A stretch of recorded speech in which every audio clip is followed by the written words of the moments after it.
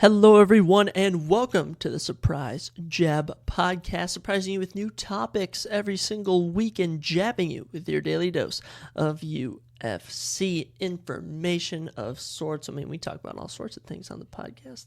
We go over all things from fantasy football, NFL, just in general, UFC fights, movies. I mean, what don't we cover here? It's always fun on the Surprise Jab podcast.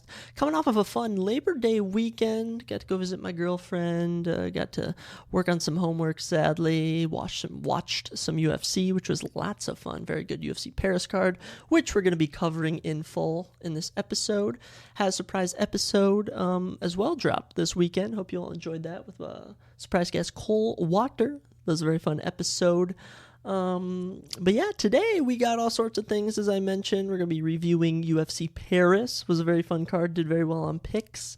We're going to be ranking phase 4 of the MCU in our ranking of MCU things. We're going to be on phase 4 movies, not the TV shows. TV shows suck. Maybe I could rank those, but I don't like a majority of them, except for Loki. That one's super good. We're going to be previewing Dana White's Contender Series Season 7, Episode 5, which goes down tomorrow night live from the UFC Apex. 5 fighters, or 10 fighters, I guess, 5 fights to see who will get a UFC contract, if any.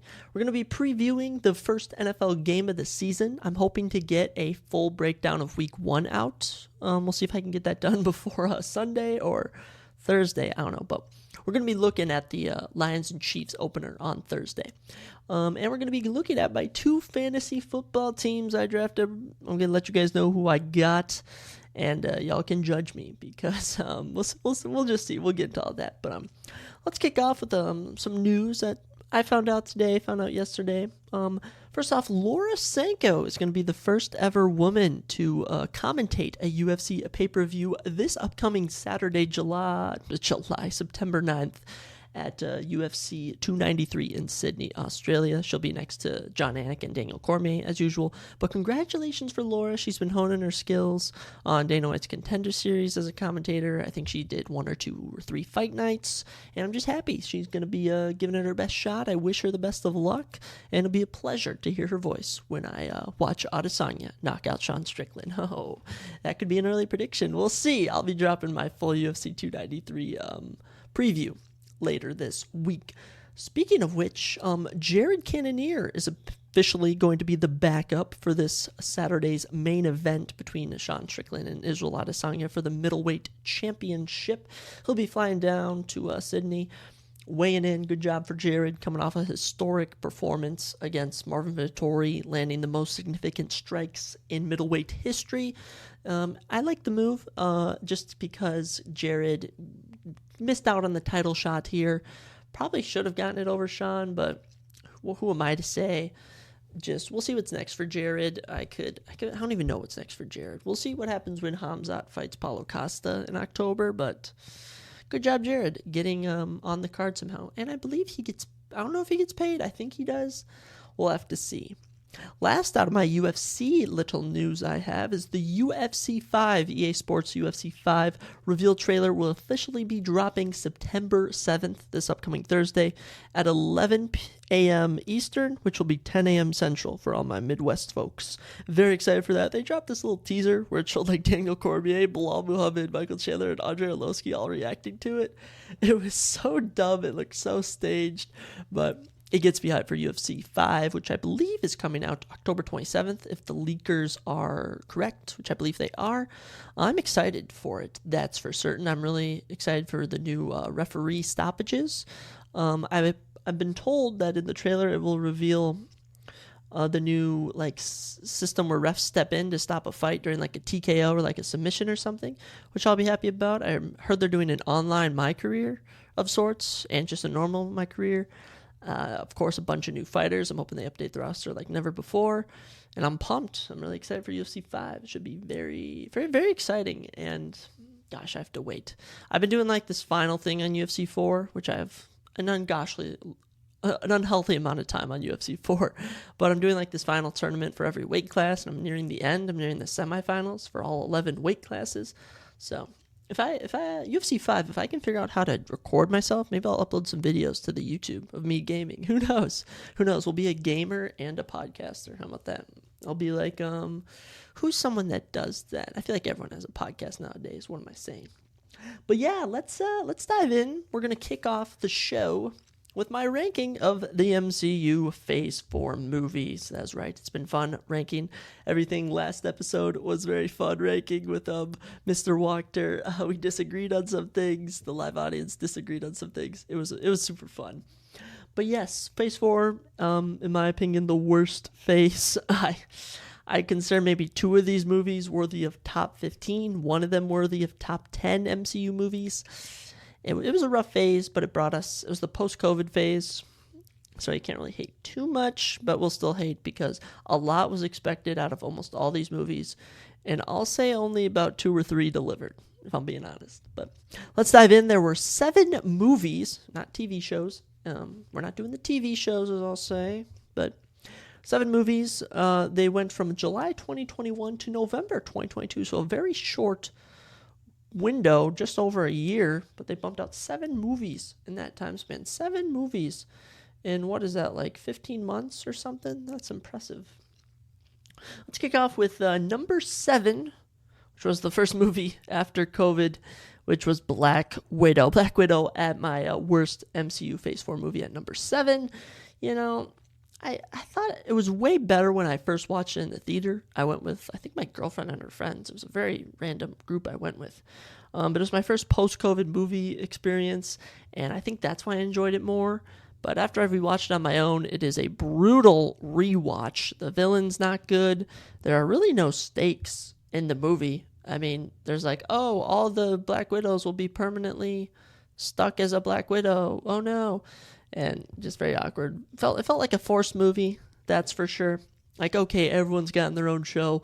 Let's give Black Widow her own show. And give Hawkeye a TV series, which I'll say that the Hawkeye Disney Plus series is better than this movie, personally, in my opinion.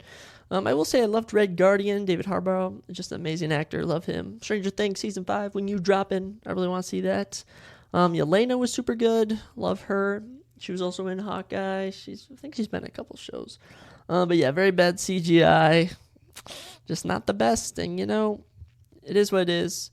And it did introduce some new characters, but R.I.P. Black Widow, not the best movie.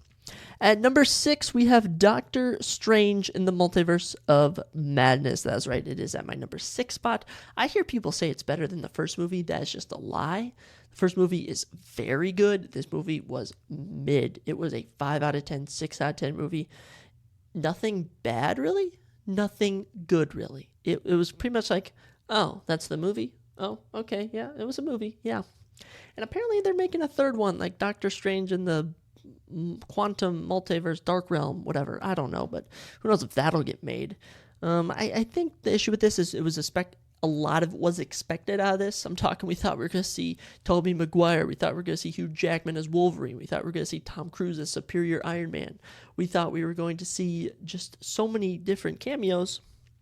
And in reality, we only had like 5 little cameos. It was very lame.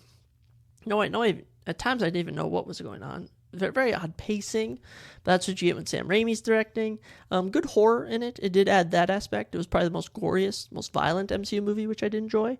It was nice to see the Illuminati.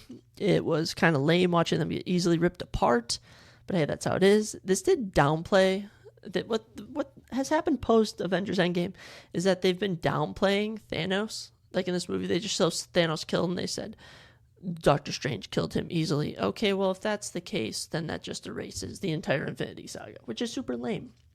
I did expect a lot of this. A very weird ending. It had like Doctor Strange like getting a third eye to end it, just walking down the street. And then in a post-credit scene, he was fine. It was so weird. Wanda as the villain was super complicated because we're like, oh, we just watched her be a villain, but we like her. But we're supposed to not like her in this scene. Oh, she's supposed to be a redeemer. And she apparently died in the end, but I don't think she died. I don't know.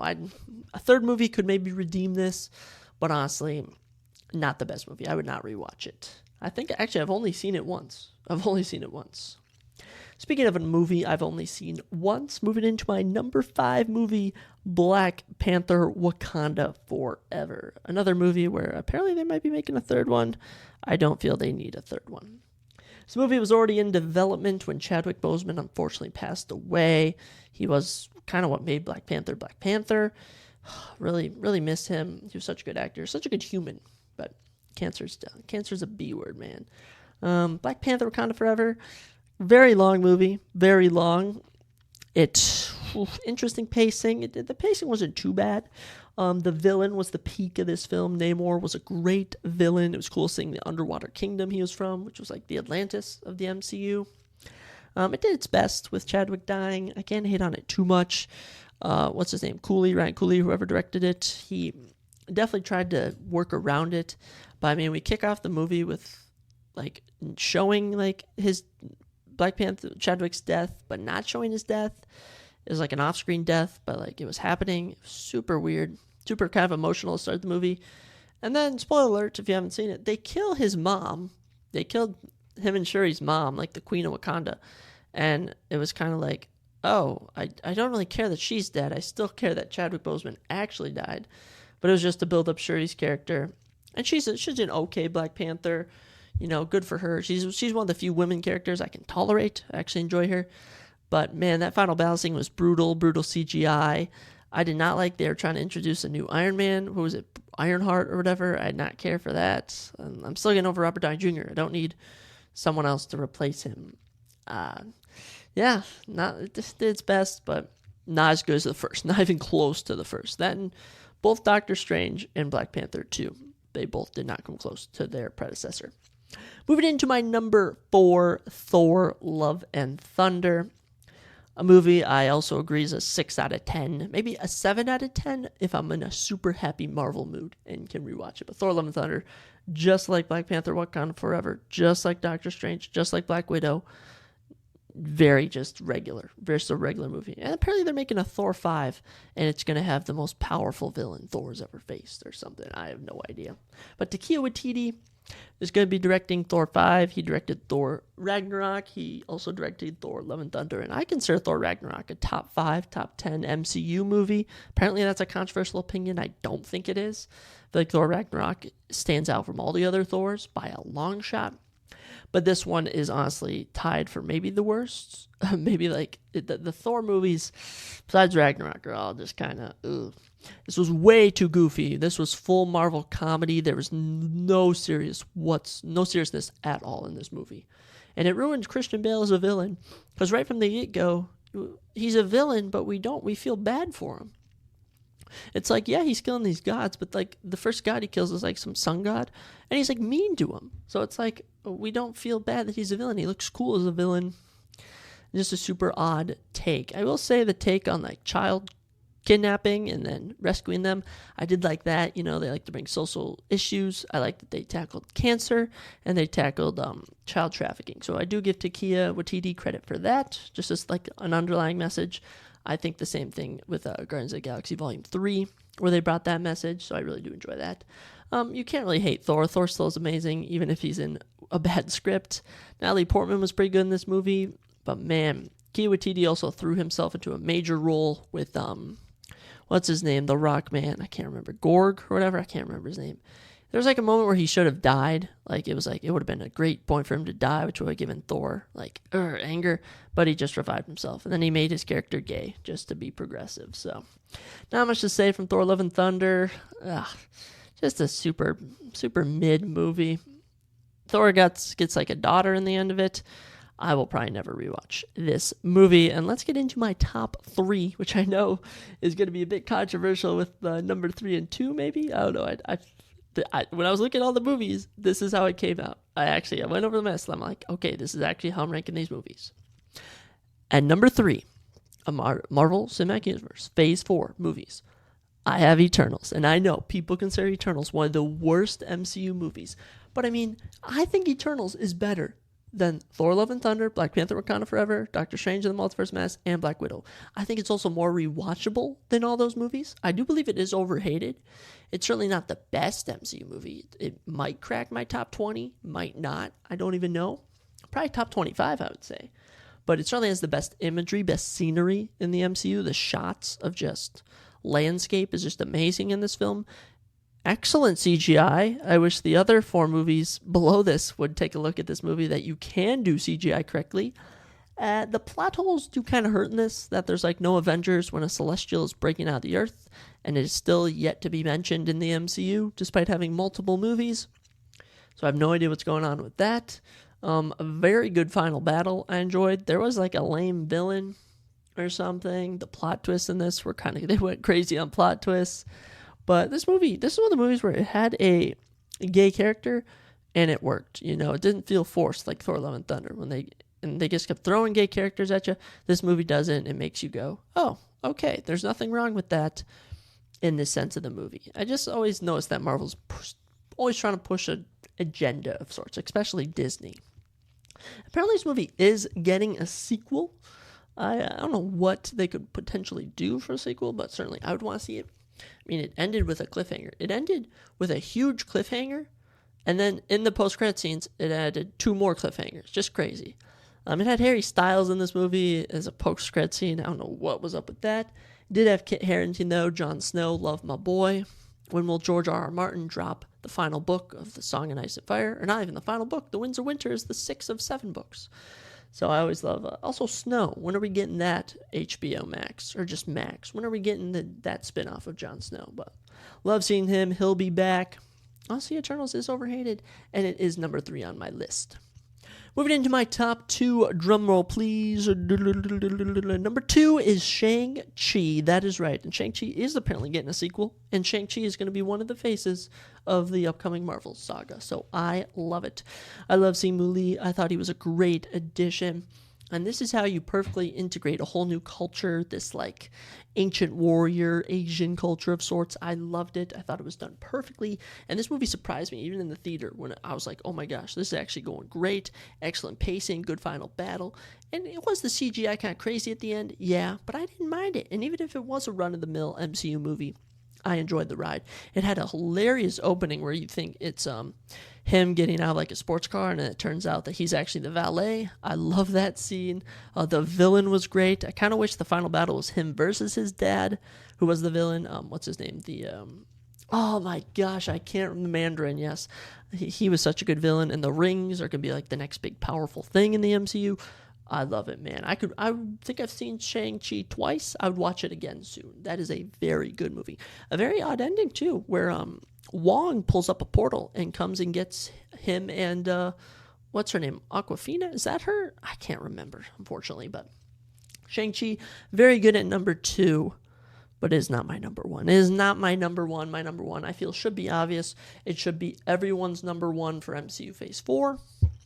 Spider-Man, No Way Home, one of the best movies. And I mean, it caps off a trilogy of Spider-Man that I honestly think is the best Spider-Man trilogy. I know that Spider-Man 1 or Spider-Man 2, like the OG with Tobey, like those are probably the best Spider-Man movies, but best trilogy goes to the MCU. I mean, the theater experience here, I'll honestly say, was maybe my favorite, top 2 or 3. This was an amazing theater experience, without a doubt. So hyped, so emotional towards the end, so many emotional moments. I mean, it was like, it was at one point like my number 2 MCU movie. Like, I've honestly edited my list a bit. It's probably like towards the bottom of my top 10. But man, just all the villains coming back, all the plot lines, they're able to tie them together, introducing new characters. I mean, I was all for it. Great arc for Spider-Man's character. And let's not pretend like the ending doesn't leave you just shocked that no one knows who he is anymore. And he has to move on now, and it's kind of emotional. He doesn't have Ned anymore. He doesn't have MJ. So, and apparently we're getting a new trilogy coming out soon with still Tom Holland. But we'll see, because Tom Holland did say he's taking a break from acting. So I don't really know what's going on with that. But Spider-Man No Way Home is such a good movie. It does get, I wouldn't say worse, but it gets less as amazing the more times you rewatch it. But that first time rewatching it, man, first time watching it in the theater, so amazing.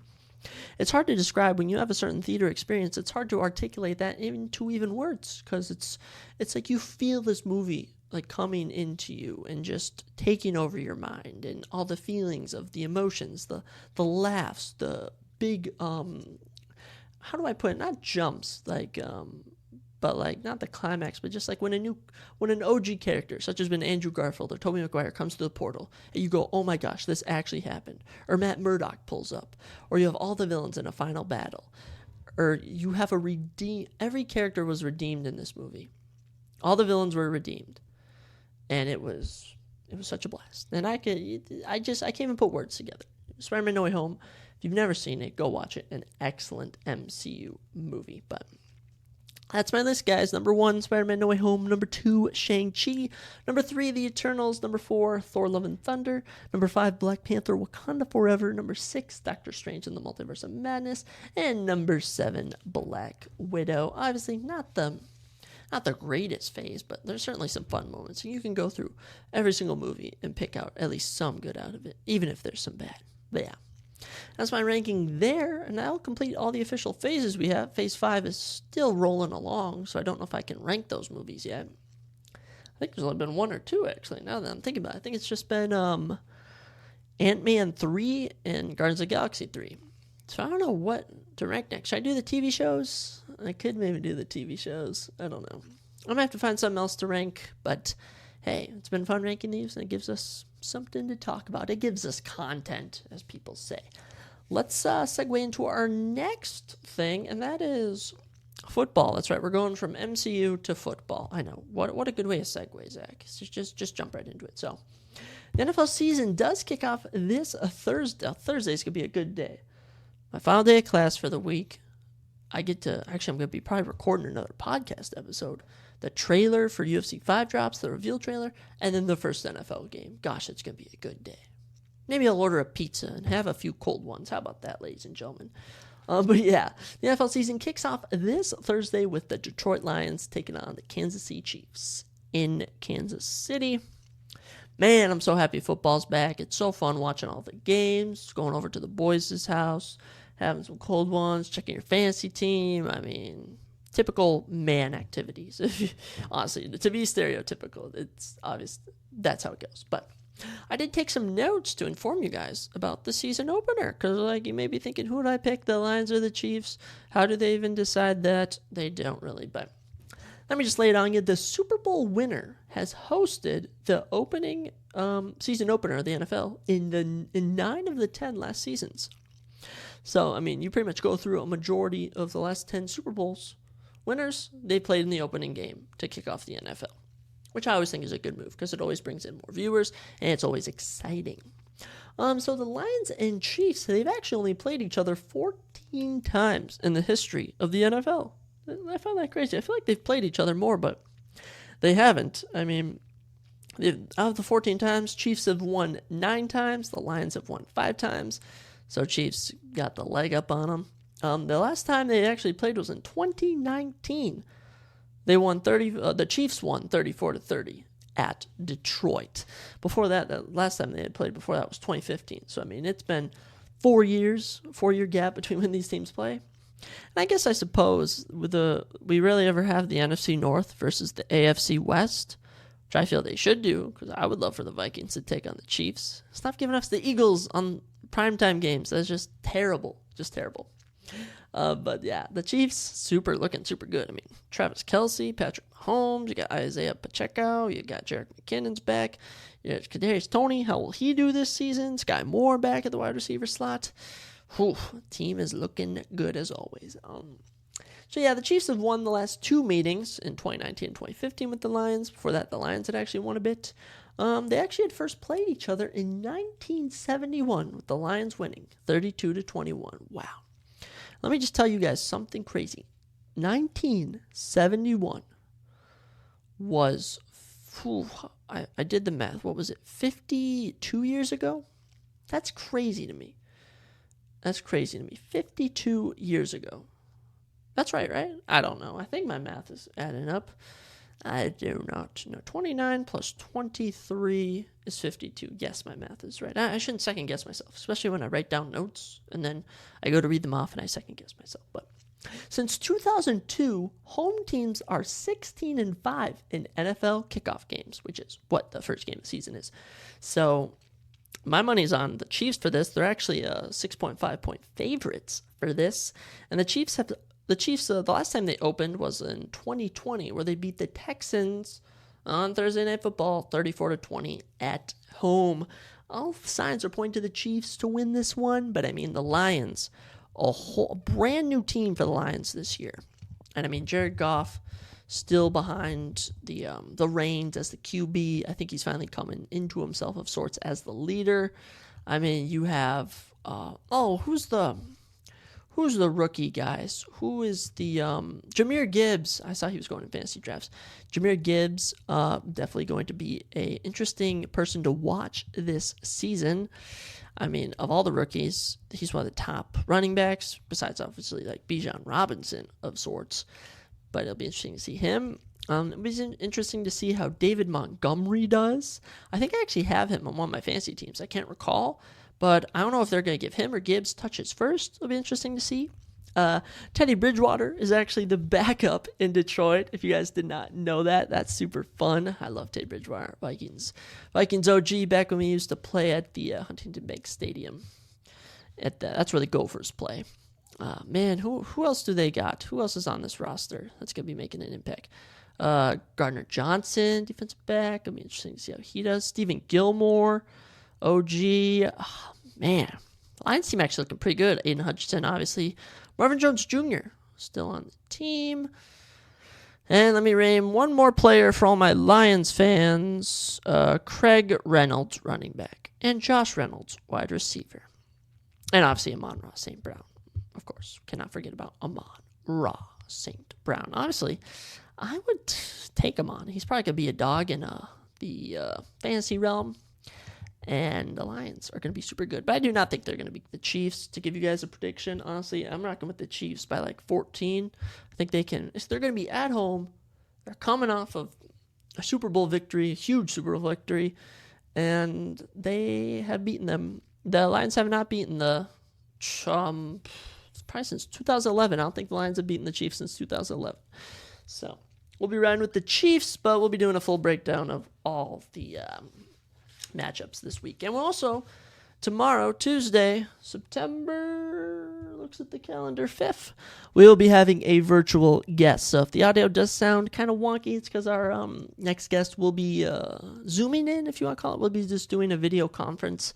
So it's going to be super fun to have him on. We're going to be talking a lot about the NFL and probably doing a full breakdown of all the matchups. So yeah, that should be super fun. And yeah, stay tuned for that. But yeah, we're riding with the Chiefs. All signs point to a Chiefs victory, which is usually when the Lions win. They have this thing on the ESPN app called Eliminator, where it's like if you can pick a matchup every week, you stay alive in the NFL, and whoever predicts all like 18 games or whatever, 18 weeks or 17 weeks or whatever, you get like a prize potentially. And I've done it the last 2 years. And I have been out in week 1 in both of them. And my pick this year is the Chiefs to beat the Lions. So I'm really hoping the Chiefs win. And honestly, in fantasy, I do have some Chiefs players, which I'm actually going to talk about right now. That's right. I did 2 fantasy football drafts yesterday, Sunday, September 3rd. And let me tell you all about my teams. Because I love doing fantasy football drafts. I'll join as many leagues as I can. Probably, honestly, one of my greatest accomplishments is winning a 12-man fantasy football league. And let me just tell you, it is not easy to win a fantasy football league. I understand that people who don't play it do not understand the amount of work that goes into it. It drives friendships apart. It makes watching football a chore. It makes it difficult at times. And it can kill your mood or it can lift up your mood. The highs and lows go 50-50. That's why we play. Yeah, I've been playing fantasy football now for 8 years. I find that crazy. I started when I was 12. Now I'm 20. So 8 years. 8 years of fantasy football. I've won many leagues. But this year, I'm in 3 leagues. I actually have a fantasy draft Wednesday with all the Mankato boys. That's where I go to college. Minnesota State Mankato, if no one listens to any other episodes. But yeah, I did a family draft, just a small family one. My parents, my cousins, 2 of my cousins. or actually it's 3 of my cousins. Wow. 6 of us. So this is a 6-man. I call it the All-Star League, the Family All-Star League. 6-man. It was 4 for years past, but I had 2 more of my cousins this year. So it wasn't a 4-man. 4-man, I'm like, oh, I played you 3 weeks ago. But at least for 6, it adds 2 more to the rotation. But I always like it because you always have somewhat stacked teams. So this is my team. I drafted from the 4th position. This team is going to be stacked, obviously, but I'll talk about it. I don't have the order. I mean, I do have the order, probably on the ESPN app, but I just have my team written out in front of me. So my quarterback is Patrick Mahomes. I had to snag Patrick Mahomes. And in both my fantasy drafts, I elected to take a good quarterback early because last year I got stuck with Geno Smith at one point. And as good as Geno Smith is, he was not the quarterback to be leading my helm. I mean, in one league I had Jalen Hurts, who was amazing. Actually, I think I had Jalen in 2 leagues. But then in another league, I was going week to week trying to find a QB. I think at one point I had Baker Mayfield in. It was rough last year, so I went for some star QBs in both my leagues. So yeah, Patrick Mahomes will be manning the ship. My backup QB is actually Dak Prescott. I know a lot of people are questionable how Dak's going to do this year. I trust he's going to do good. Plus, this is a 6-man. If I want to drop Dak and get a decent quarterback, there's always someone available. But we'll see. Patrick Mahomes, hopefully, will not get injured. My starting running back is Derrick Henry. I think I took him with my number 2 or number 3 pick. I mean, Derrick Henry, one of the top running backs, a beast. The Titans, if Ryan Tannehill is still quarterback, I think they're still going to be going Derrick Henry heavy on the offense. Injuries sometimes hold Derrick back, but I'm still riding with them. My RB2 is Travis Etienne. I honestly have really high hopes for Travis this season. The Jaguars are looking to be very good this year. I feel like he can be good in the pass and catch, also on the run. Love him. I love him, man. I know they drafted a new backup or signed a new backup or something, but I'm still riding with you, Travis. My flex right now is a wide receiver. So my backup running backs, I do have quite a few. We snatched up Dameon Pierce on the bench. I know people are going to laugh. They'll be like, this guy's got Dameon Pierce on the bench. What a joke. It's a 6-man all-star league. This is for fun, okay? This isn't competitive. Dameon Pierce back for the Texans. Really hoping he can come into his shell of sorts. He had a couple of breakout games last year, but other than that, a lot of duds. One of my other running backs on my bench is Miles Sanders. It's going to be interesting to see how he does. I figured I'd pick him up in case he decides to just be an absolute baller for the Panthers, and if he's not, I'll drop him and scoop up someone else. I actually have 2 more running backs on my bench. I went running back heavy on the bench. We got James Cook. That's right. I don't know how James is going to do on the Bills. I mean, it's going to be up in the air. You got Damian Harris also in the backfield. You got, I believe, Latavius Murray also. He's on the Bills now, I believe. And it'll be interesting to see. James had a couple good performances last year when he was able to get some touches, but now he's the starter. Now he's a focal point of the offense. Bills are going to be Bills have a lot to prove this year. I'm telling you, the Bills have a lot to prove. They have just been, so they're supposed to have been that team. I feel like they're what the Chiefs are, that we thought the Bills were going to be like 2 or 3 years ago. And they've yet to come into that fold, so will be interesting to see how James Cook does. And I had to pick up his older brother, Dalvin Cook. I mean, I figured if Breece Hall gets hurt, I mean, I am throwing Dalvin Cook in the lineup. I mean, he could easily be a flex player. And who knows? He could even beat out Breece Hall for the starting position. I think for week 1 on ESPN Fantasy Football, him and Breece are both projected like 14 points. So even the app doesn't know who they're going to be running a majority with. Moving into my wide receivers, I snagged Garrett Wilson as wide receiver 1. He did super good last year under, who do you have? Mike White, Zach Wilson. I think he had Joe Flacco for a bit. But now he's got Aaron Rodgers. And all I need to do is look at how Christian Watson did last year with Aaron Rodgers. And now Aaron Rodgers, I think, has gotten a team upgrade. Garrett Wilson has a QB upgrade. I expect big things out of Garrett. Wide receiver 2, Chris Olave, man. I picked up Chris last year. He was an absolute dog before he got hurt. Saints got big QB upgrade, getting Derek Carr down there. He loves to throw it deep. No, just look at the Devontae Adams, Hunter Renfrow, some of the catches those two have had to make from Derek Carr. He loves to throw the ball. And I think Chris Olave is going to be a touchdown machine and definitely a deep catch machine. This was actually my number 1 pick, guys.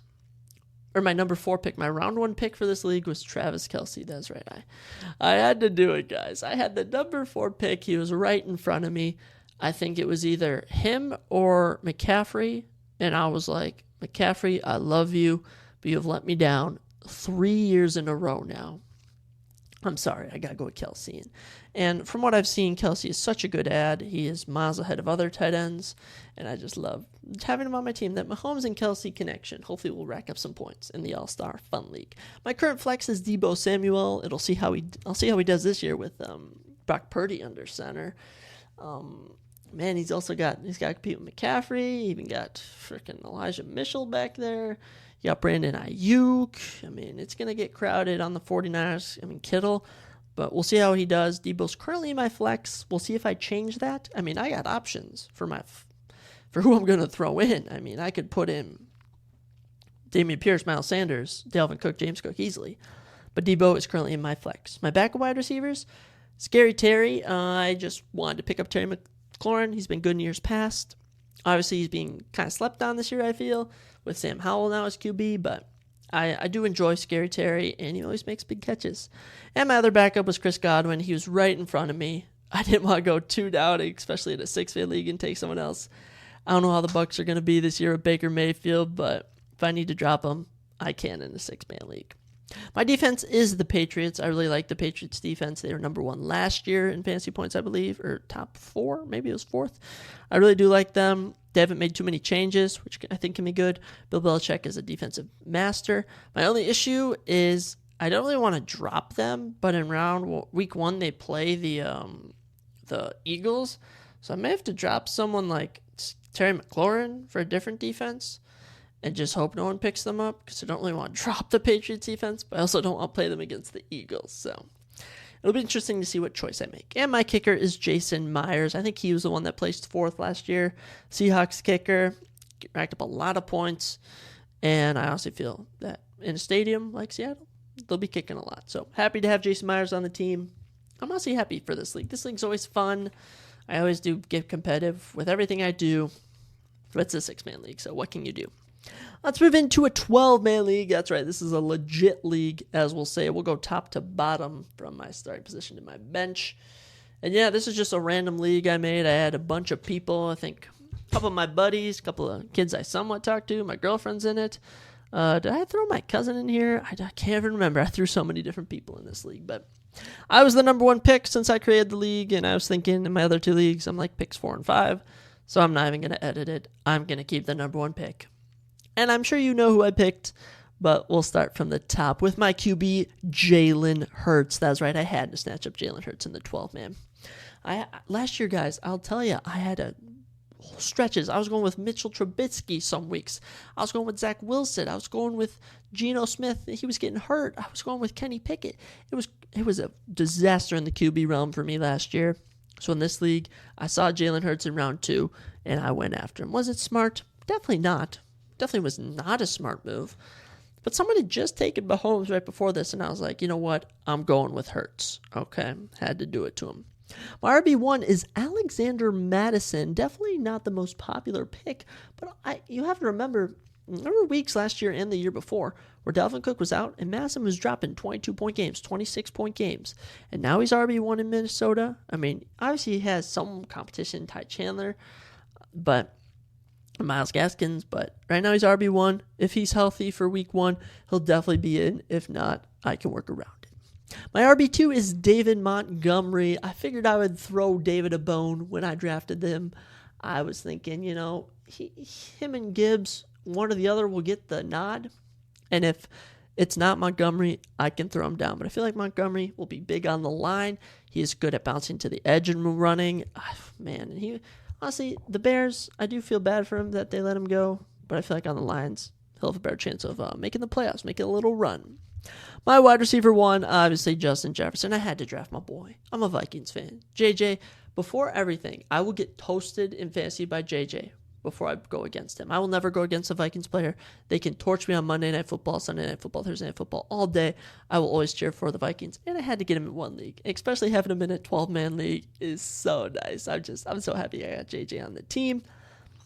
And yeah, he's my wide receiver 1. My wide receiver 2, I drafted right after Jalen Hurts, Devontae Smith. I love the connection between Devontae and Jalen Hurts. I know people saying like A.J. Brown is going to get some more touches, but I truly feel Jalen Hurts has found some with Devontae Smith. Got that Alabama connection. I don't even know if they played together at Alabama, but very happy to have Devontae, and he's one of the top 10 wide receivers for this fantasy draft. That's like ranked this year, if you know what I'm saying. My tight end, I ended up with Dalton Schultz. It was either between him or Tyler Higbee, and I was thinking, okay, Matthew Stafford, who could get hurt, or Dalton Schultz on a new team with a young QB who might not want to throw it too deep at times. Dalton Schultz, a great dump-off option. I loved him with the Cowboys. I'm happy to have him on the team, and this is one of the rare years where I do not have a kicker, a defense, or a tight end on my bench. It's one QB, like wide receivers and running backs. So Dalton, 1 week I'll have to drop someone random when you're on a bye, but I'm really hoping he can come into it. Top 5 tight end, hopefully. I mean, you got Kelsey, Mark Andrews, Pat Freiermuth could be a dog, TJ Hawkinson, Tyler Higbee, as I mentioned, but I really feel Dalton Schultz is up there in the mix. My flex currently is Tyler Lockett. I didn't even reach on him. He fell to me just when he was projected to fall to me. And I was thinking, you know what? A lot of the fantasy people, they like to hate on Tyler Lockett. They like to say he's old, that his time has passed. But I like Tyler Lockett. He's a Monday night madness, man. Oh my gosh. He'll rack up some points on a Monday night for you. And I'm not ready to give up on him. Obviously, you got DK Metcalf in the mix in Seattle. But hey, he's in at my flex. And when I read you my bench, let me know if I should switch out some players. My defense in this league is the Patriots. They fell to me again in the late rounds, and I was like, okay, I have them in my 6 man. I'm taking them here.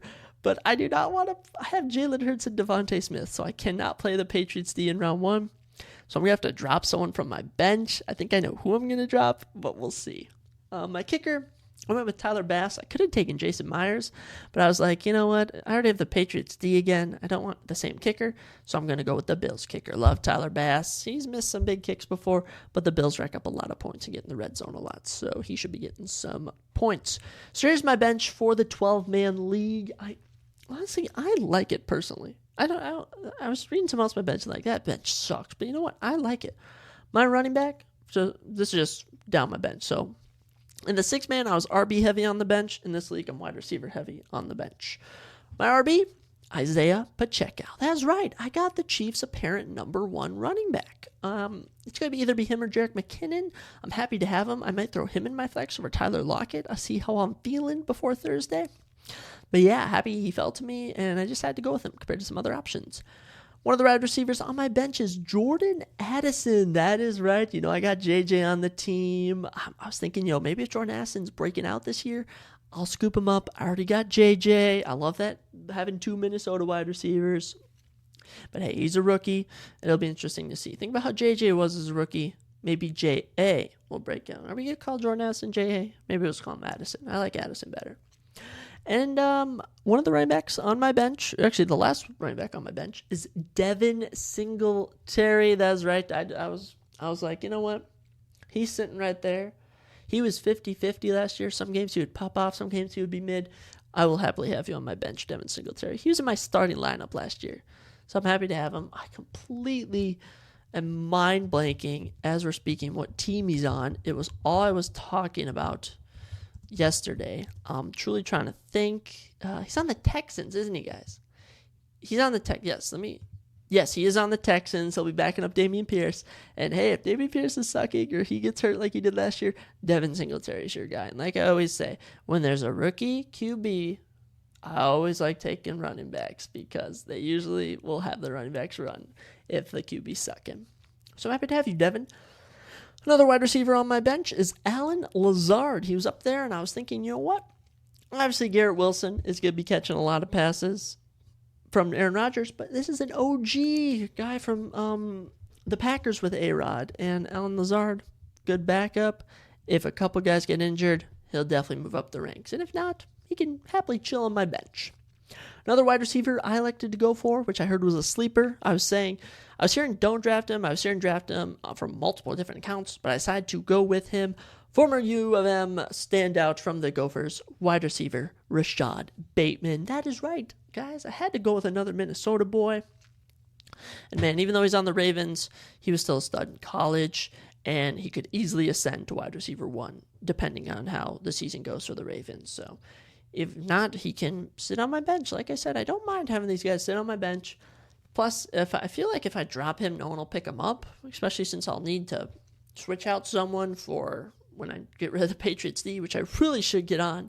I'm actually going to mark that on my calendar right now to check my teams before the game on Thursday or even Sunday. So we'll double check that. My last wide receiver on my bench is Zay Jones. Zay Jones was an absolute dog last year, occasionally for the Jaguars, but now that you got Calvin Ridley, now that he's like wide receiver 3 or 4 now on the Jaguars. I figured if one guy falls out, if he moves up the ranks, I'll have him. All right, didn't really matter too much to me. I was happy to have you, Zay Jones, and my backup QB is CJ Stroud, just because I wanted to draft him. There's I could have taken him or like Derek Carr, Jimmy Garoppolo, and I was like, you know what? If CJ's a dog, I'll take him, but it's probably going to be the guy I drop when I need to pick up a new defense or something. Because, I don't expect too much from him, but I honestly do think he's going to do better than Bryce Young. That's maybe a controversial take, maybe just a take. That's my thoughts on him. So, yeah, this is my 12-man random league from the number 1 position draft. We got Jalen Hurts, Alexander Madison, David Montgomery, Justin Jefferson, Devontae Smith, Dalton Schultz, Tyler Lockett, the Patriots D, Tyler Bassett, kicker, Isaiah Pacheco on the bench, Jordan Addison on the bench, Devin Singletary, Alan Lazard, Rashad Bateman, Zay Jones, and C.J. Stroud. Both my leagues are PPR, so will be the league is what I should be saying, of the draft I'll be doing on Wednesday for my Mankato draft, and that's another 12-man, which I love, and I'm drafting from the 5th spot, so I'll be doing my research, maybe I'll do research. I don't really know, but that's just how it goes. It's how it goes. I enjoy fantasy football very much so. So those are my teams. Should be a fun year of fantasy, but it'll be interesting. I think I took 2nd last year. I took last in a league, and I took 4th in a league. So it's interesting. Some years are off, some years are on. Can't always be on. But this year I'm going to be on. I'm locked in this year. I'm very happy. Very happy to see all the new guys who will be trying out on their teams. And let me tell you about some new guys that I'll be trying out for a UFC contract this Tuesday on Dana White's Contender Series. That was a good transition. Can someone give me credit? That was an excellent transition. I wasn't going to mention it, but it was so good I had to mention it. Moving on. Dana White's Contender Series. I love it every Tuesday. New fighters try and fight and impress Dana White, and he decides by himself if he should give them a contract or not. Quite honestly, it's Dana White's Contender Series. We're on Season 7, Episode 5 now. It's been fun. We did really good last week. I actually took first on verdict for picking, first out of thousands of people. I took first. Very happy. Actually, it wasn't last week. It was the week before. I stand corrected. 7.2 or 3? I think it was 7.3. But this week we're on 7.5, Season 7, Episode 5, the 61st installment. Let's dive in. I took notes on the 5 fights, the 10 fighters. Let me give you my breakdown of them all. Kicking off, we have a women's flyweight bout. Oh, hopefully a woman can get a contract on here. We'll always take new ones. We have Purple Rain Guerrero taking on Dione the Witch Barbosa. Ew. Rain is 5-1. Dione is 5-2. Both 5'6", 66-inch reach to 65-inch reach in favor of Dione Barbosa. Rain Guerrero fighting out of San Antonio, Texas. She's currently on a 4-fight win streak out of her 5 victories, 1 knockout, 1 submission. 30 years old, fought in mostly southern circuits of fights. Not really much from her personally that's appetizing to pick, but I don't know. I'll have to analyze. Her opponent, I just mind blank for a second. Her opponent, Dione Barbosa, 5-2 from Brazil, 2 submissions to her name. She's currently on a 2-fight winning streak as well. She actually holds a win over Karine Silva back in 2019. Karine Silva is currently number 13? She's currently number 15 ranked women's flyweight in the world. How about that? She also has lost to Josiane Nunes, who is also in the UFC and is 10-1 on a 9-fight winning streak. So She's fought some very good competition, which is why I'm going to give Dione Barbosa the nod over Purple Rain Guerrero. Simply because of the experience, simply because she has one more submission win there. I don't know, I just feel like she's fought better competition in Brazil than Rain has in Texas. But I hold no stakes in this, so I mean, I could care less. But yeah, we'll go with Dione Barbosa, but this is, if you guys want to know the stats about these two fighters, now you know. If you want to know, now you know. That's Dana White's favorite saying. Moving into our second fight of the evening, featherweight matchup between Gene Silva and Kevin Vallejos. Gene Silva, 10-2. His nickname is the Lord Assassin. Kevin, 11-0, undefeated. Nickname is El Chino. Kevin El Chino Vallejos. Ooh. Gene, 10-2, 8 knockouts, 2 subs to his name, 100% finish record. He's 26 years old, currently on a 7-fight win streak, fighting out of Brazil. Honestly, these guys are very evenly matched up, 5'7", both in height, 69-inch reach, compared to 68 in favor of Gene. Oh yeah.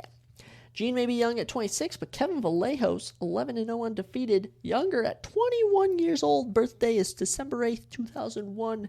He's from Argentina, champion of whatever his promotion is down there. 8 KOs and 1 sub out of his 11 UFC fights. So he's finished 9 of 11 fights. RIP from the fatal day. Don't know why I said that, but yeah, I'm going with Kevin without a doubt, guys. I mean, he's undefeated. He's more finishes, younger maybe.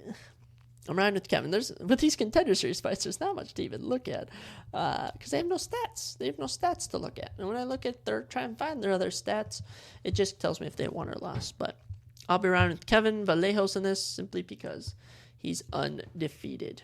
And I love undefeated fighters. There's something exciting about still being undefeated. Plus, he's 11-0 at 21 years old. He's like whatever young fighter wants to be. Moving into our third fight of the evening at middleweight, we have Chad Superman Haincomb taking on Dylan the Mindless Hulk Budka. Oh my goodness, Dylan. Chad is 9-2. Dylan is 6-2. 4 inches in height for Chad, who stands at 6'4". Dylan does have an inch in reach, 75-inch reach to 74-inch reach. He is a switch stance. Chad is an orthodox fighter. Chad is 9-2, fighting out of South Africa. Shout out to the South African boys, for real. 3 KOs and 4 subs out of his 9 career victories. He's currently on a 3-fight winning streak. The 33-year-old actually holds a split decision loss to Ikram Alakasarov back in 2018, I believe. If no one knows, Ikram Alakasarov was originally supposed to fight Paulo Costa at UFC 291. He'll be fighting Nasruddin Imavov at UFC 294. Very high prospect, Ikram Alakasarov is. So, not too bad of a loss, especially by split decision. His opponent, Dylan Budka, 23 years old, 6-2. He's born in Baltimore, currently fights out of Ohio, a wrestler, according to him, as his specialty. 1 KO and 2 subs to his name. And he's currently coming on of just a win. He's on a 1-fight win streak of sorts. I honestly am going to be riding with Chad Haincomb, seeing that he fought, what's his name, Ikram, seeing that he's from South Africa. He could easily join Dricus Du Plessis and Cameron Saman on a South African card if they ever get around to that. So yeah, I'll be going with Chad Haincomb. We'll go with a round 2 knockout. I mean, honestly, I'm rocking with Superman over Hulk. That's all I'm saying. That's why. Due to your guys' nicknames, this is why I'm picking against you. That's my opinion, and I'm entitled to it. Let's move on to the co-main event. As always, if you want to call it that, it's just the 4th fight of the night. As Ramon the Savage Taveras takes on Sergey Sadi. Ramon 8-1, Sergey 9-1. Sergey has Serhiy,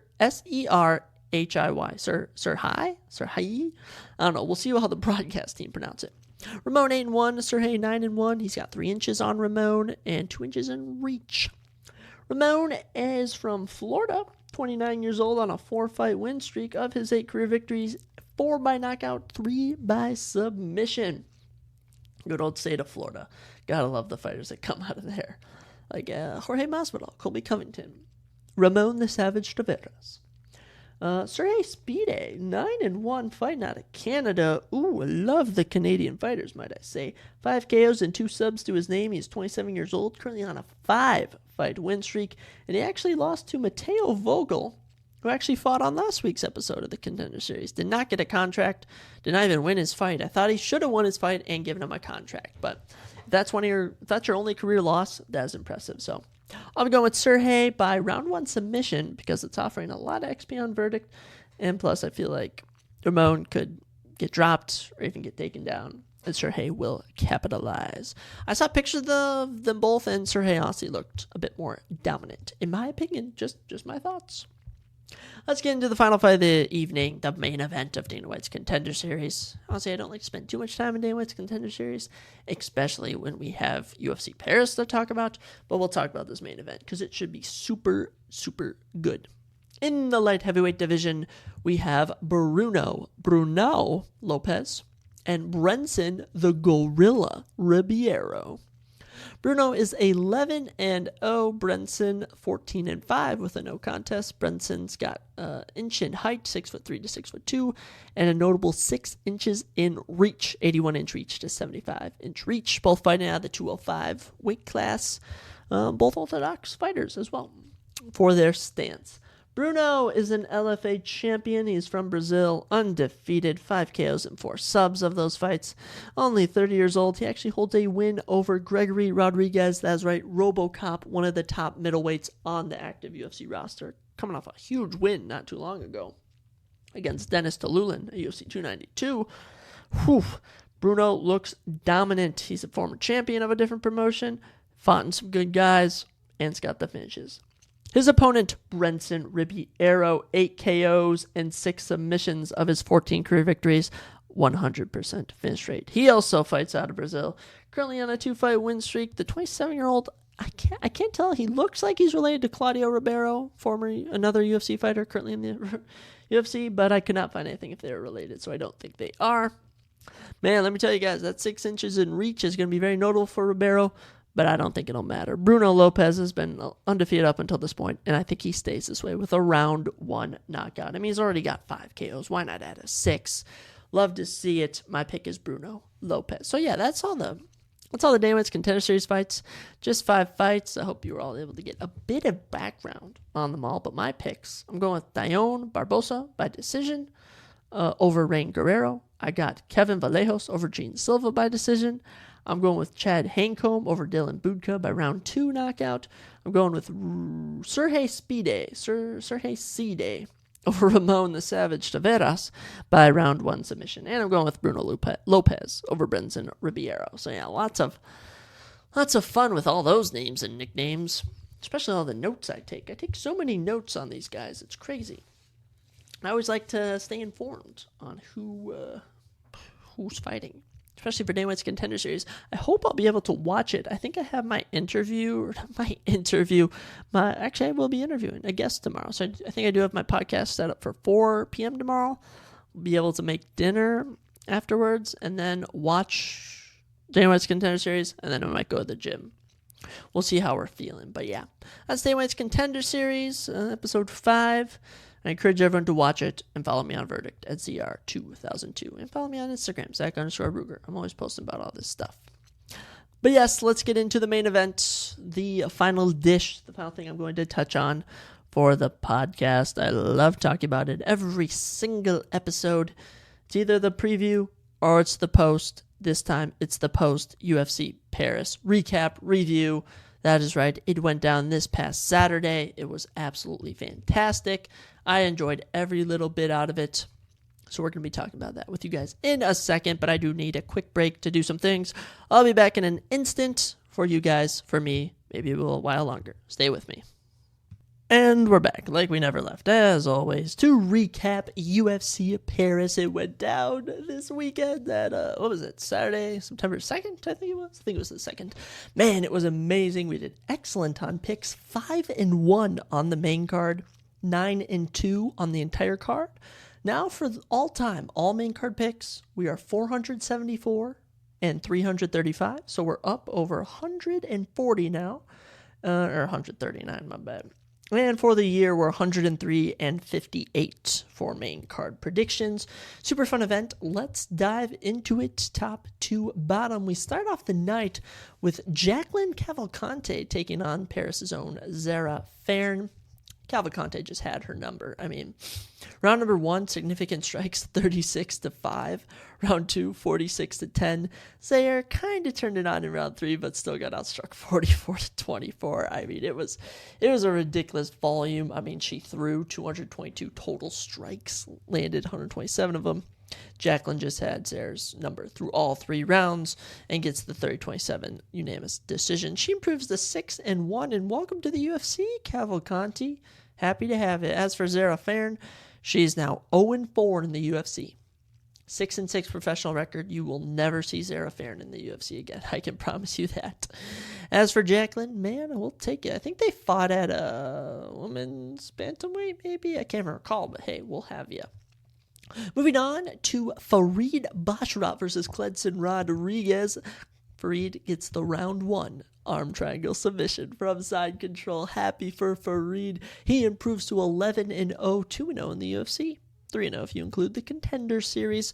So yeah, interesting fight. It would appear that Cledson was actually getting the advantage on the feet. 7 significant strikes to 4, but I mean total strikes 25 for each man. 2 for 5 on takedowns for 3 minutes and 15 seconds of control time. So only a minute of this fight was not Farid having control. But hey, Farid gets it done. Gets our first submission of the night. And honestly, I'd have given my boy, I'd have given him a performance bonus. Why not? I mean, very impressive stuff for him. But honestly, the early prelims are always neglected. Cledson Rodriguez now falls to 1-2 in the UFC. I assume they'll have him back. He's 8-3 now. Shouldn't hurt him too much. As for Farid, he wants a top 15 guy at bantamweight. Who could we give him? Maybe the loser of Montel Jackson and what's his name? Chris Gutierrez. I like that. The loser of that for Farid Basharat. Yeah, I got Farid Basharat and his brother Javid, both in bantamweight division. 2 absolute killers. Happy Farid gets his first UFC finish. Moving on to the women's bantamweight division, to one of the more interesting decisions of the night. Nora Cornell beats Jocelyn Edwards by unanimous decision, 30-27, 30-27, 29-28. Let me just hit you guys with the totals for the fight. Nora lands more significant strikes, 40-18. Total strikes, 85-75. Jocelyn outgrapples her, goes 5 for 8 on takedowns for 8 minutes and 42 seconds of control time. So she controlled over half this fight. Now, I did pick Nora, so I was happy when she won. But, okay, round 1, Jocelyn lands 3 minutes of control time. Okay? Nora did land more on the feet, but Jocelyn had way more ground control time. Round 2, same story. Jocelyn, 2 minutes, 47 seconds of control time. A reversal by Nora. She was on top for a bit, but Jocelyn goes 3 for 3 on takedowns and lands more, doubles her total strikes.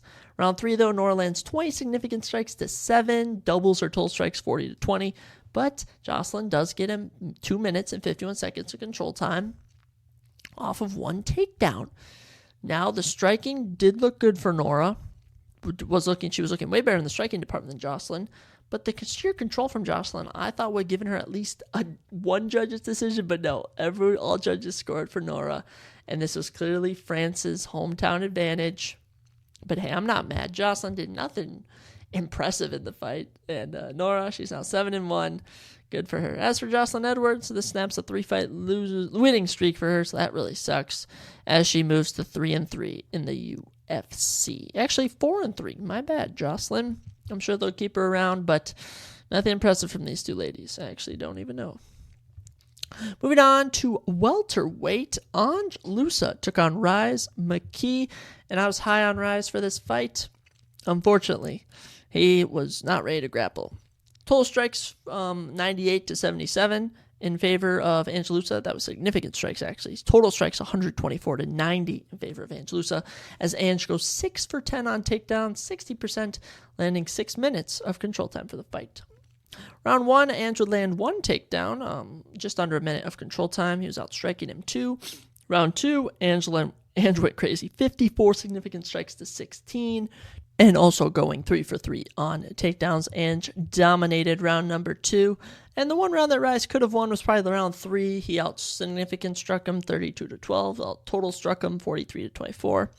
And despite being taken down twice for 2 minutes and 27 seconds of control time in favor of Loosa, Rise was able to look good. But man, it's the grappling that got it done for Ange Loosa. He's now on a 2-fight win streak. And he's been training with Michael Chandler, so very impressive stuff from him. As for Rise McKee, he now falls to 13-5, 0-3 now in the UFC.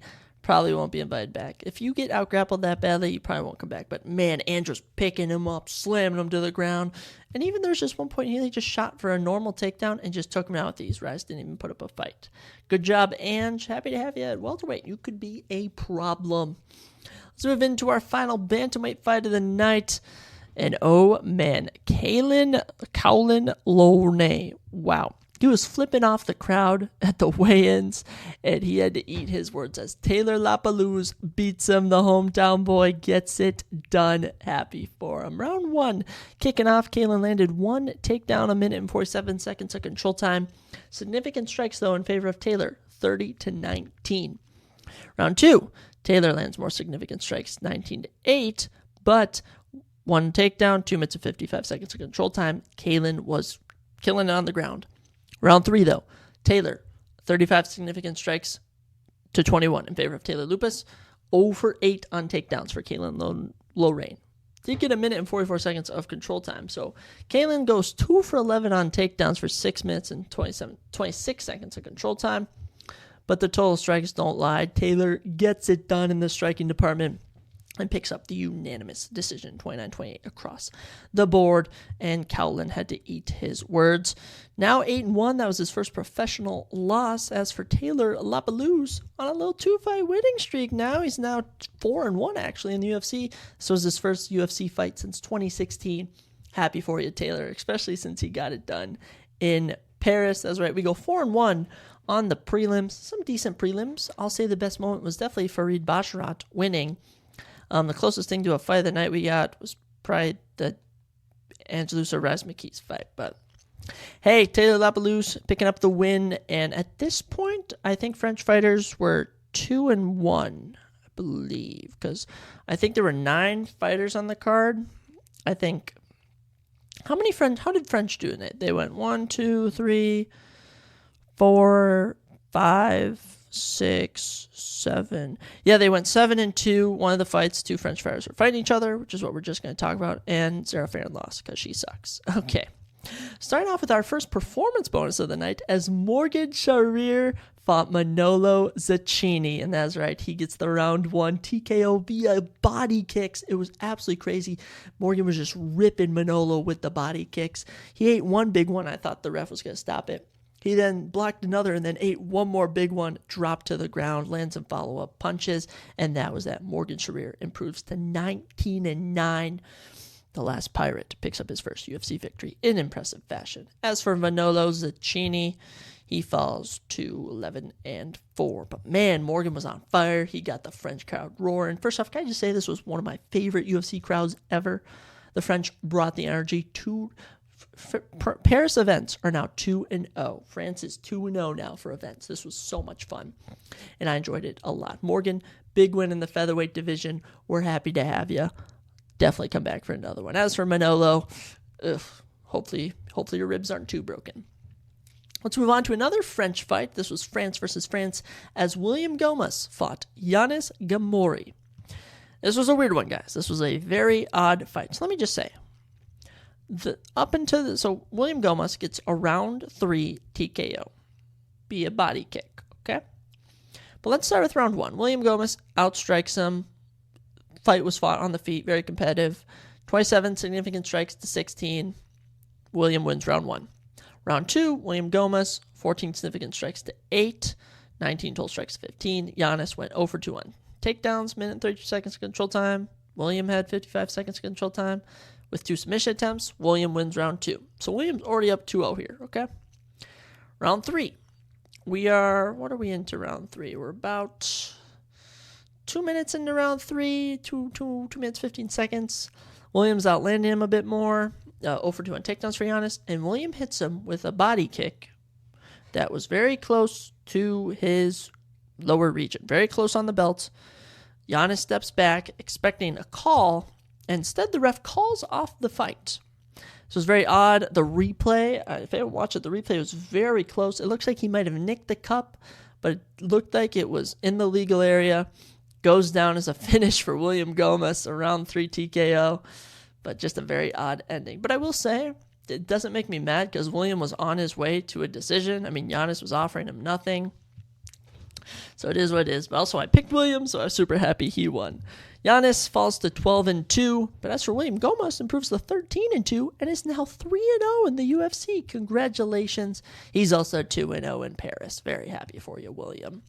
We'll definitely got to have them back. And I mean, William Gomez, Morgan Sharir, I like both those fighters, but I also think Morgan Sharir versus Giannis Guamari, we could do another France versus France fight for Giannis. But I don't know if they all train together. I don't really know the relationship with all of them, but good finish for William. Just, I'd rather say good fight fought by William, not good finish, because it was an awkward finish. Let's get into our first ranked fighter of the night as Volkan Ozdemir beat Bogdan Guskov via round 1 rear naked choke. Volkan's first submission victory in 11 years. Oh, I wish I would have known the betting lines for this.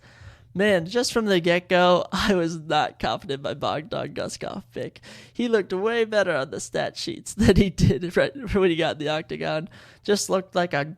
What are those things from The Hobbit? Those evil things.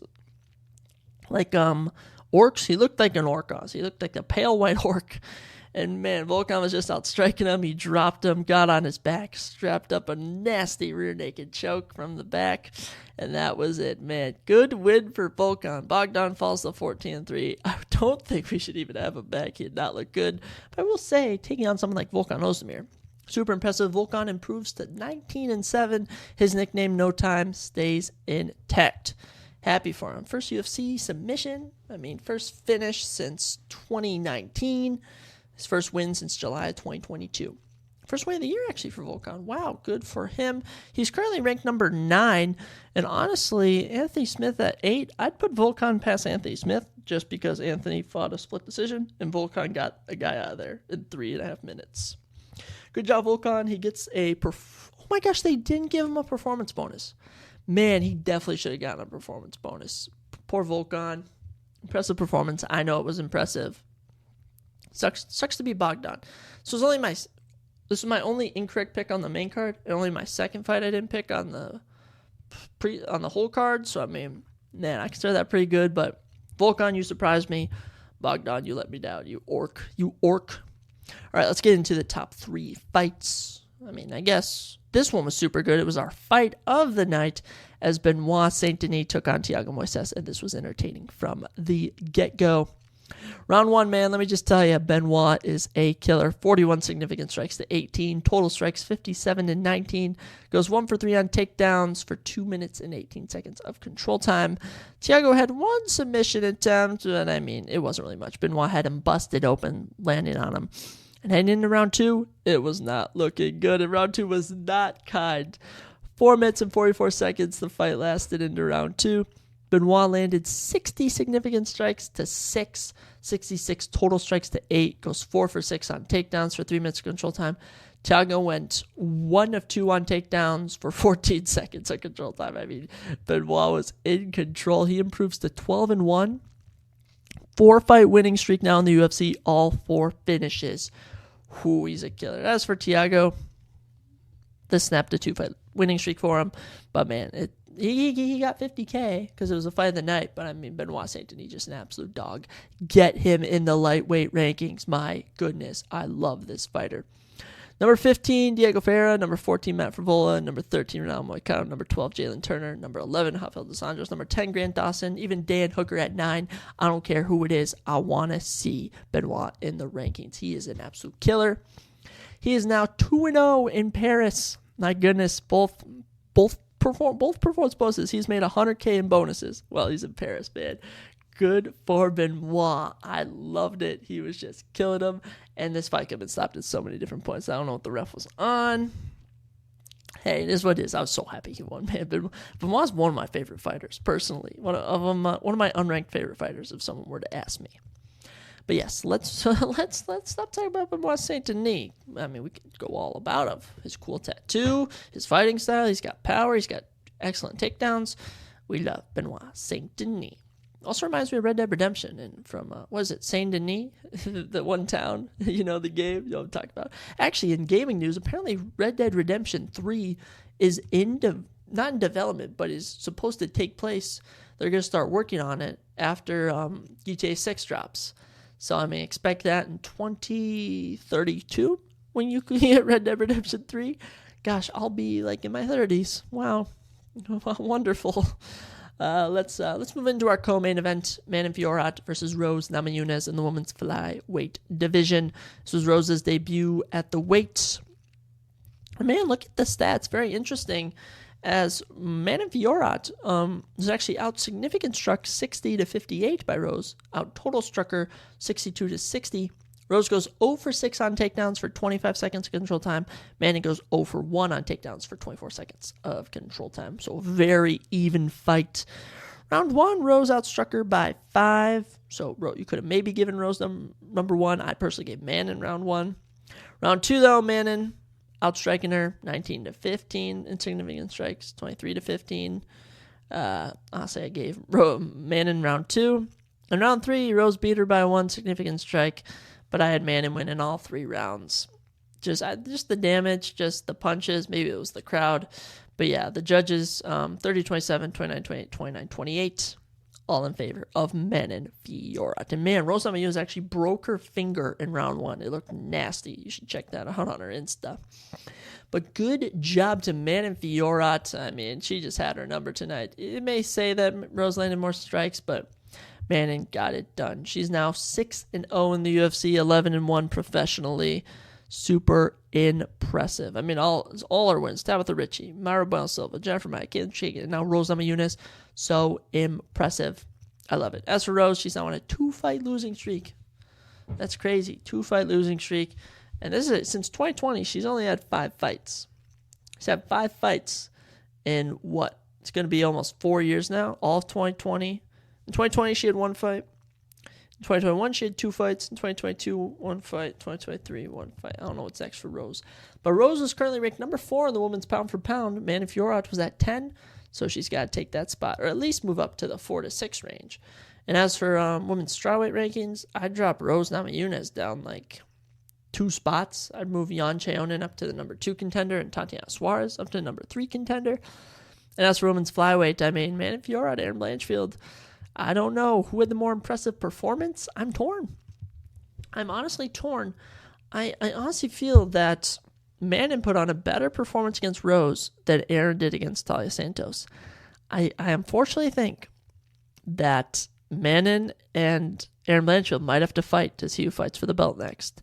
Because, I mean, Grasso and Shevchenko, it's coming up under 2 weeks. I don't know how that fight's going to play out. But if Valentina wins, they might have to do a rematch. I hope not.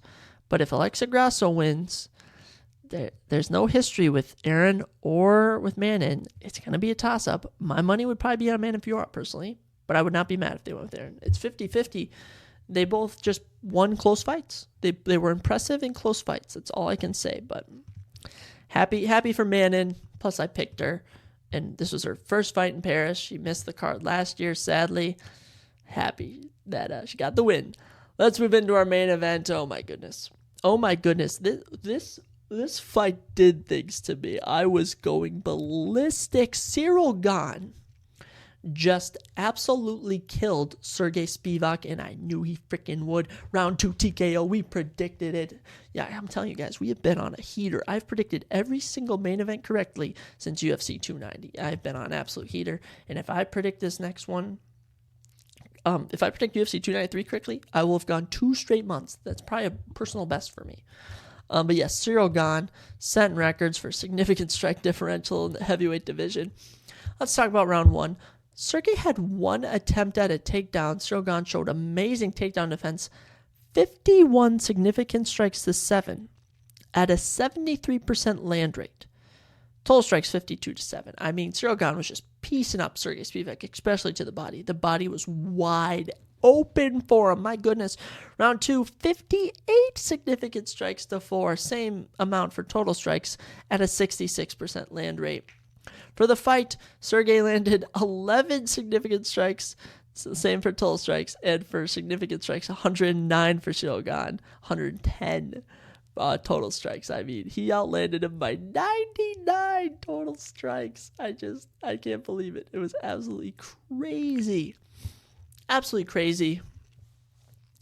And he landed 109 significant strikes in 8 minutes and 44 seconds. That's so impressive. Some people don't even land that across 5 rounds. Oh my goodness. Cyril Gane, you absolute beast. Banga Min bouncing back after his loss to John Jones. His home was actually burglarized. Did I say that right? I think I did. After his fight on this fight that I'm talking about, his home was burglarized, and they took over $150,000 worth of belongings, including Rolex watches, designer clothes, the appliances, electronics. Poor Cyril Gane, but he got paid 50 extra G's. They'll track down those hooligans and send them to Serbian jail. Why Serbia? I have no idea. But, Bangamai, coming off that loss to John Jones, he bounced back, and he's now 2-0 in Paris with 2 KOs. I freaking love it, man. I love it.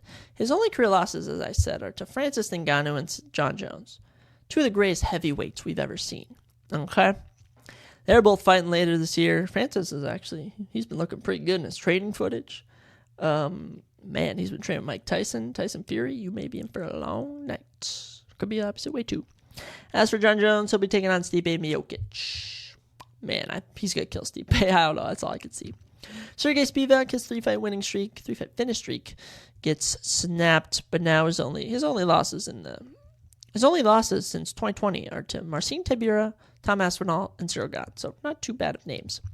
As far as the rankings go, Cyril Gane can stay at the number 2 spot. I'd honestly drop Sergey Spivak down to like the number 9 spot, personally. I'd move Volkov up to 7, Halton Almeida up to 8. But yeah, good win for Cyril Gane. So happy for him. We love Cyril Gane here. We love Cyril Gane on the Surprise Jab podcast. That's one of the fighters I would love to meet is Cyril Gane. The only time I haven't picked Cyril Gane is when he fought Francis Ngannou. Other than that, I even predicted him to beat John Jones. That's how confident I am in Cyril Gane. But he looked like he's improved a bunch. He's now training really hard. And what should be next is the question. I was thinking about that for Rose Namajunas. I honestly don't know what's next for Rose. Personally, maybe just fight down in the rankings. But as for Cyril Gane, who does he fight? I think it's Tom Aspinall. I think Cyril Gane versus Tom Aspinall is a perfect fight. It sucks because I like both those guys. It's going to be a competitive fight. But I think that's next. Pavlovich should be next for the belt. Pavlovich has been on a tear. I think Pavlovich knocks out Gane and Aspinall. But Sergey will be the backup for UFC 295. But I really believe that Gane versus Aspinall should be the move. As for Sergey Spivak, I mean, him versus maybe Jairzinho Rozenstruik, maybe loser of Tai Tuivasa and Alexander Volkov. I don't know. It'll be interesting to see what's next for him. But yes, good job, Cyril Gane.